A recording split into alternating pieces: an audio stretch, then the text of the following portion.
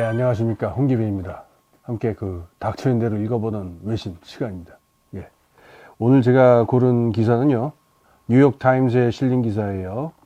제목은 엘리자베스 우르첼 and the illusion of Generation X success. 뭐 이런 기사입니다. 엘리자베스 우르첼, 그러니까 스펠링이 그 WURTZEL, 우르첼 이렇게 됩니다. 엘리자베스 우르첼과 그리고 X세대의 성공이라는 환상, 뭐 이런 제목이 돼요. 좀 이따 말씀을 드리겠지만은 일종의 부고 기사 같은 거예요. 근데 뭐 공식의 부고는 아니고 그 외국 신문에 보면은 부고, 우리말은 그냥 부고라고 그래서 우리나라 신문에는 누구 죽었음, 뭐 향년 몇 세 이렇게만 나오잖아요. 그건 부고인데 영어 신문에는 그 오비추얼이라고 하는 란이 있어요. 그러니까 누가 죽으면은 그 사람이 이 사람의 일대기를 갖다 쫙 읊는 상당한 분량을 가진 그런 기사들이에요. 그래서 오비추얼이만 전문으로 쓰는 기자들도 있는데요. 이 기자들은 그래서 아예 평소에 파일을 만들어 둡니다. 그래서 그 건강 상태나 연령으로 봐서 오늘 내일 하는 사람들이 있다. 그러면 이제 언제 이렇게 탁 나가야 될지 모르잖아요. 이렇게 파일을 만들어 뒀다가 그 사람이 지금 숨을 거두었다라는 소식이 들리면 바로 그 파일 꺼내 갖고 탁 작성해서 내는 그런 기사들이 있어요. 오비추얼이라고 하는데 이 기사는 오비추얼이는 아닙니다. 그런데 오비추얼이보다 더 가슴을 파고드네요. 자, 이제 지금 돌아가신 분은 엘리자베스 우르첼이라고 하는 여성이에요. 52세, 향년 52세 유방암으로 돌아갔다라고 하는데요. 이 엘리자베스 우르첼이라고 하는 여성이 어떤 분이냐면은 이 프로작 네이션이라고 하는 책이 있습니다. 이 똑같은 제목으로 우리나라에서도 번역이 된 책인데요. 1994년에 나온 그 자서전이라기보다도 이제 회상록 같은 겁니다. 그래서 어느 불행한 여대생의 그 수기 이런 건데, 이제 하버드 대학을 다니던 이 엘리자베스 우르첼이라고 하는 여성이 심한 우울증에 시달리면서 뭐 약 먹고 뭐 이 프로작이라고 하는 게 우울증일 때 먹는 아주 유명한 약이죠.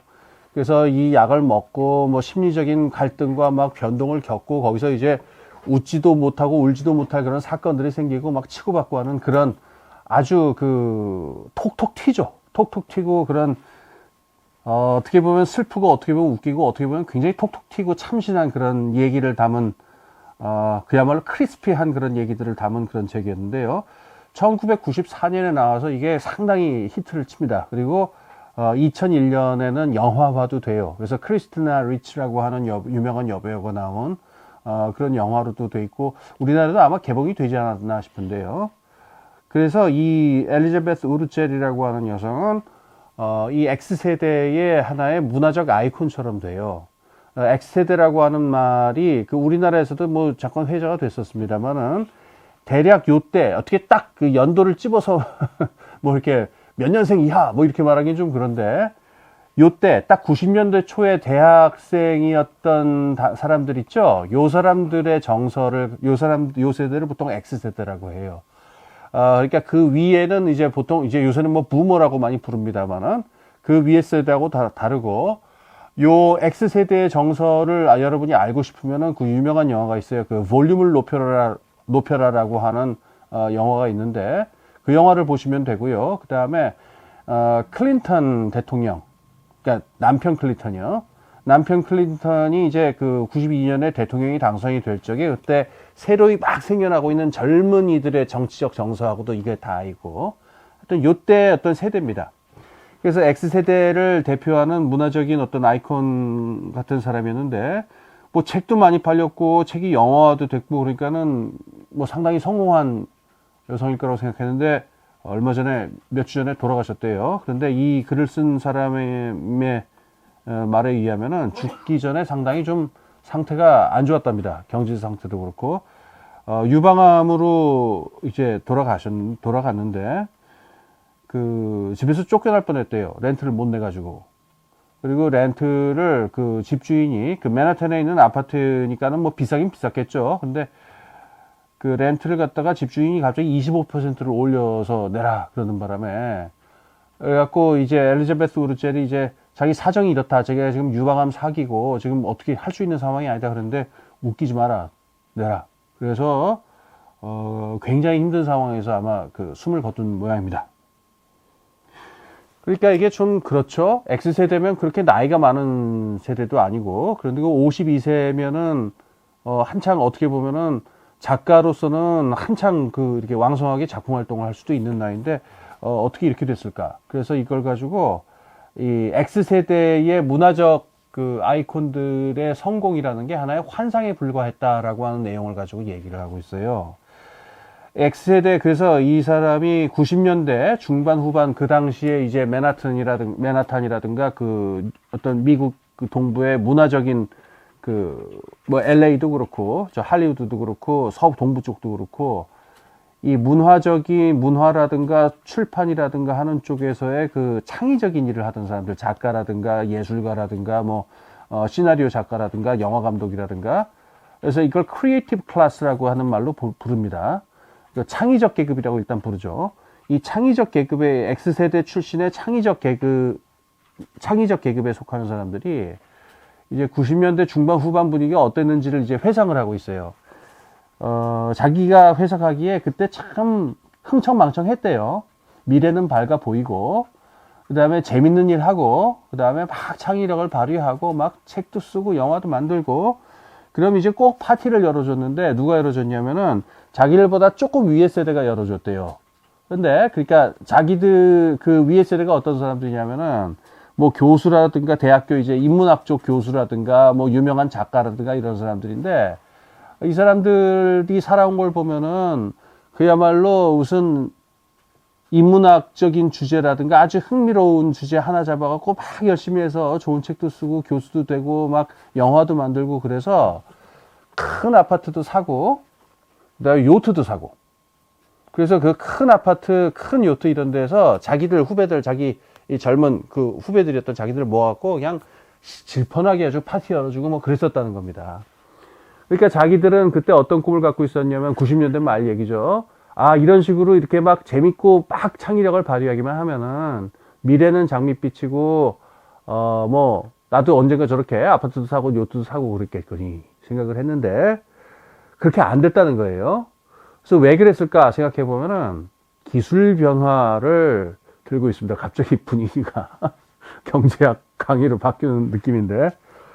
그렇죠. 그래서 기술 변화가 밀려 들어오니까 이 X세대의 크리에이티브 클래스들은 완전히 다른 환경을 만나지 않을 수 없었대요. 일단 잡지들이 다 없어졌답니다. 그렇죠. 잡지 없어졌죠. 저도 잡지 뭐 보세요? 뭐 보신 적은 있어요. 그러니까 잡지를 구독은 안 하시는 것 둘째치고 뭐 이렇게 최근에 잡지를 읽으신 적은 있어요? 미용실 얘기 좀 이따 나옵니다. 난 미용실 가도 없던데. 하여튼. 그래서 일단 잡지가 없어졌고요. 그 다음에 칼럼, 그러니까 그 신문들이 보통 옛날에는 그 재미난 어떤 독특한 시각을 가진 그런 칼럼 같은 것들 외부 기고를 굉장히 많이 받았었대요. 그리고 그거를 그 칼럼니스트들이 돈을 굉장히 후하게 쳐서 받아줬답니다. 칼럼. 근데 이제 칼럼 그거 없어졌대요. 그것도 없어지고. 그 다음에 이제 또 무시무시한 게 나타나는데 스트리밍 서비스라는 게 나타나가지고 영화사라든가 TV 제작사라든가 여기서 제작 편수도 줄어들 뿐만 아니라 제작 방식도 완전히 바뀌어버렸다는 거예요. 그래서 옛날에는 괜찮은 책을 하나 쓰고 그게 영화화가 된다 그러면 굉장히 큰 돈을 벌 수 있었고, 아니더라도 뭐 시나리오를 하나 쓴다라든가 이게 뭐 대박이 났다 그러면 이제 바로 뭐 돈박사기도 않고 막 이랬는데, 지금 그런 상황 아니라는 겁니다. 뭐, 여기 글에 나오는 건 아니지만은, 넷플릭스의 노예. 뭐, 이런 경우도 많죠. 그 다음에, 책을 쓰면 어떻게 되느냐. 이게 재미난 표현이 나오는데, 옛날에는 책 써갖고 잘 팔리면 그걸로 뭐 큰 돈도 벌고 그랬는데, 지금은 책을 쓰면 쓸수록 오히려 더 거지가 된다. 이런 얘기가 나오네요.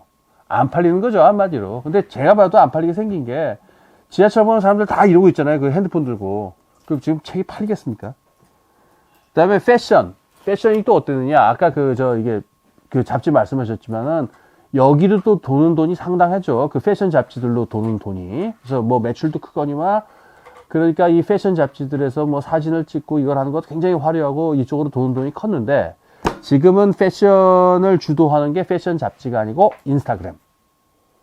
그래서 예쁘게 차려입고 멋있는 패션의 어떤 혁신이 벌어져도 그 이미지들은 다 인스타그램의 소유가 된다고 합니다. 그 다음에 여기다 이제 뭐가 나타나느냐. 옛날의 보헤미안들하고는 달라요. 옛날의 보헤미안들은 저도 기억이 참고로 저는 X세대가 아니고 훨씬 그 전세대입니다. 제가 62년생인데 그래서 저도 그래서 그 기억이 나는데 옛날의 보헤미안들은 옛날에 이 크리에이티브 클래스에 해당하는 사람들은 보헤미안들이 굉장히 많았어요. 그래서 결혼도 안 하고 이제 혼자 자유롭게 산다든가 아니면 뭐 결혼을 한다 하더라도 뭐 애들을 갖다가 어느 학원에 보낼 것이냐 이걸 고민하는 뭐 그런 종류의 캐릭터들은 아니었는데 이 제너레이션 X는 그 다른 세대예요. 이 X세대 이 사람들은 애들도 챙겨야 되고 애들 학교 진학 상담도 챙겨줘야 되고 애들도 저거 유기농 먹고 잘 자랄 수 있도록 챙겨주고 이러니까 생활 습관이 다르기 때문에 옛날하고 다르게 생활비가 굉장히 높습니다. 들어가는 생활비가. 애들 학원비도 있어야 되고 외국이라고 사교육 안 시킨다고 생각하시면 큰 오해입니다. 예. 그 다음에 여기 이제 결정타가 날라 들어오는데 부동산 값이 오릅니다. 그러니까 이 기술 지금 아까 말씀드린 문화산업이나 그 지식산업을 둘러싼 기술적인 변화가 크게 벌어지는 상황에서 그 다음에 이 크리에이티브 클래스라고 하는 사람들의 라이프 스타일도 결국 굉장히 많이 바뀌게 되고 이러니까 부동산 값이 여기다가 뛰기까지 되니까 살 수가 없는 거예요. 그런 방식으로는. 그래가지고 이 사람들이 이제 알고 보면 다 프리랜서들이죠. 이 크리에이티브 클래스 말은 참 멋있는데 직업상으로 보자면 다 프리랜서들이죠. 뭐 프리랜서 그럼 되게 멋있어 보이죠. 그런데 이거를 우리말로 번역하면 뭐냐면은 제가 그 중에 한 명이 돼서 뭐 이렇게 부릅니다만은 칼찬 거지라고 번역하면 맞습니다. 이 말의 어원은 원래 랜스라고 하는 게 그 긴 중세 기사들이 그 하는 긴 창 있죠. 말 타고 이렇게 다닥다닥 해서 쾅 부딪히는. 그래서 프리랜스라고 하는 거는 이 용병들이 어디 주군에 소속되지 않고 이제 용병으로 자유롭게 계약에 따라서 누구한테 싸우주는 용병 같은 사람들을 말하는 건데 말은 멋있죠. 프리랜스. 근데 이제 그 칼만 찾지 사실은 거지죠. 그 생활이 아주 불안정하기 짝이 없고 언제 어떻게 될지 모릅니다. 거기다 미국의 경우에는 또 아주 대박으로 크게 작동하는 게 하나 있는데 의료보험 문제입니다. 미국의 그 의료보험의 끔찍한 상황은 아마 거의 다 많이들 들어보셨을 텐데 번듯한 직장에 들어가지 않으면은 이 의료보험 문제를 해결할 수가 없어요. 그러니까 이 프리랜서들, 이 사람들은 정말 어떻게 되냐면은 자기가 알아서 그 서드티어라고 하는 그 의료보험을 사야 되는데 그럼 그거 하느라고 그냥 돈이 막 밑빠진 도구로 나갑니다. 그러면 이제 이 엘리자베스 우르젤이라고 하는 분은 근데 또 또 좀 특이한 게 재밌다고 말할 수는 없죠. 이 비극적인 거니까. 이 사람은 또 그렇게 막 산 것도 아니래요. 30대, 그러니까 20대 때는 책도 쓰고 영화도 되고 그래서 돈도 벌었는데 30대 됐을 때는 법대도 졸업을 했대요. 로스쿨도 나와서 변호사가 됐는데 그 과정에서 이제 그 학자금 대출 빚을 잔뜩 졌죠. 그 로스쿨 미국 로스쿨 그 학비가 장난이 아니기 때문에. 그 다음에 근데 변호사를 받아봐야 이 크리에이티브 클래스가 변호사가 돼서 변호사로 그렇게 크게 연결이 되거나 그러는 게 아니니까, 변호사 커리어도 불안정했대요. 그리고 책을 안 쓴 것도 아닙니다. 계속 5년 전까지도 계속 책을 썼는데 5년 전에 나온 책, 미국의 헌법제도는 왜 할리우드를 낳을 수밖에 없었는가라고 하는 굉장히 또 독특하게 톡톡 튀는 그런 얘기인데 이 책이 폭망했다고 합니다. 전혀 팔리지 않았다고 하고 예. 이런 과정을 겪었던 거죠, 결국은. 그러니까 결국은 이제 X세대의 자기들 90년대 한창 잘 나가던 X세대의 문화적인 세대가 지금은 이제 50대로 들어서서 쓰라린 그 기술 변화와 이런 것들에서 쓰라린 이제 그 결과를 맞고 있는 것 같다. 그래서 결국 일루전이 그게 다 환상이 아니었느냐. 저도 기억이 나요. 그래서 저는 아까 말한 대로 62년생이니까는 이 세대는 아닙니다만은 90년대 이 흥청거리다가 이 좀 들떠 있었던 X세대의 어떤 분위기를 또 잘 표현해주는 영화가 무엇이었냐면은 매트릭스 1 기억나십니까? 그거 뭐라 그러나요? 포스라고 그러나? 그 주윤발 때보다 더 죽였던 것 같아요. 롱코트 입고 그냥 막 공중제비 돌면서 막 총 바방 쏘고 막 그런 거 있잖아요. 그거 보면서 아싸 미래는 우리 것이다 라고 그러던 그 젊은이들을 보면서 이제 저는 혀를 쯧쯧 찼는데 과연 잘 될까? 아니나 다를까 좀 이런 문제가 생겼네요. 그럼 요새 그 문화 씬을 주름 잡는 사람들은 어떤 사람들이냐? 여기 이제 비웃는 것처럼 이렇게 나왔는데 레이첼 흐루스카 맥퍼슨이라고 하는 여성을 예를 들고 있어요. 이 여성은 이 맥퍼슨이라고 하는 이 흐루스카 하게 되면은 분명히 미국 사람 성은 아닌데 뒤에 맥퍼슨이 붙어 있죠. 맥퍼슨은 유명한 호텔 체인점 그 소유주입니다. 그러니까 굴지의 그 슈퍼리치 호텔 사업가인데 이 사람하고 결혼한 이 사람의 부인이에요. 그래서 어떻게 커리어를 쌓았느냐면은 일단 이 부자 남편을 둬가지고 그 백그라운드를 가지고 명망과 자본을 다 이용해서 무슨 저걸 열었냐면은 프랑칼 링구아라고 하는 옷 회사를 열었대요. 이 회사에서 주로 어떤 옷을 파느냐, 이 저항적인 그런 이미지나 내용을 담은 그런 종류의 문화적 굿즈라고 그러죠, 요새. 굿즈나 옷 이런 걸 파는데, 이를테면 이런 식이라는 거예요. 티셔츠에다가 이제 문구를 딱 새겨요. 뭐냐면, Revolution will not be tweeted. 혁명은 트위터로는 혁명이 오지 않는다. 뭐 이런. 좀 있어 보이고 뭔가 이렇게 그 좌파스러워 보이고 뭐 이런 문구를 하나 싹 새겨가지고 한 50만 원 받는답니다. 이런 옷을 판대요. 이게 지금 아주 핫하고 잘 나가는 크리에이티브 클래스다. 뭐 이 사람이 직설적으로 대놓고 얘기하지는 않았지만은 이게 무슨 크리에이티비티냐라고 하는 이런 얘기를 담고 있죠. 저는 뭐 저는 62년생이니까 이 글을 쓴 사람의 뭐 이 X세대들의 어떤 향수라든가 이런 거에 뭐 이렇게 굳이 동감하거나 뭐 그럴 생각은 없어요.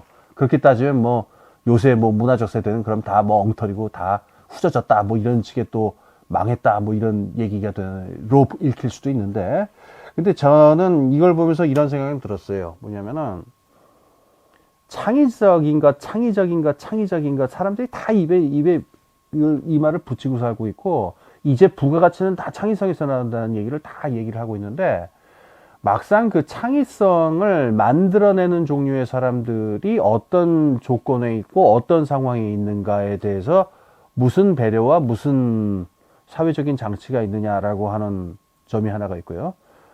그 다음에 기술 변화에 따라서 창의성이라고 하는 것의 그 정의가 어떻게 바뀌어가는가도 한번 주목할 필요가 있습니다. 이 프로젝트 네이션이라고 하는 얘기를 보면은 아까 말한 대로 이 정신병 약 먹으면서 막 괴로워하는 여대생이 막 이리저리 좌충우돌하는 막 그런 얘기들이에요. 이게 제인 오스틴이 살던 당시였으면 이걸 과연 문학적인 것으로 의미 있는 창의적인 글쓰기였다고 보았을 것이냐, 그건 모르죠. 근데 분명히 90년대는 이건 의미 있는 하나의 문화적인 하나의 심볼로 읽혔습니다. 그러면은 먹방은 어떨까요? 먹어조진다.